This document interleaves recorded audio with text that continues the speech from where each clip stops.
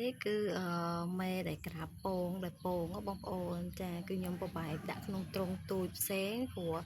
ពេលណាដែលខ្ញុំដាក់ប្រៀបនឹងនៅក្នុងទ្រុងធំគឺវាអត់ចូលក្រាបទេអញ្ចឹងហើយខ្ញុំក៏ប្របែកវាបាត់ដាក់ដល់ឡែកផ្សេងពីគេដើម្បីឲ្យវាក្រាបពងញុះអីចឹងណាបងប្អូនចាឥឡូវវាពងតចូលក្រាបពងហើយបងប្អូនចាពីអ្នកញីឈ្មោលគេហ្នឹងនៅក្នុងទ្រុងផ្សេង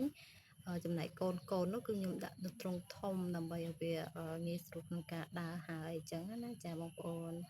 ព្រោះខ្ញុំសាកដាក់ក្នុងទ្រុងធំគឺវាអត់ចូលក្រាបពងទេបងប្អូនចាអញ្ចឹងហើយក៏ខ្ញុំ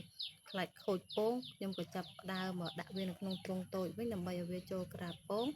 ដើម្បីបានញាស់ពងញាស់អីចឹងណាចា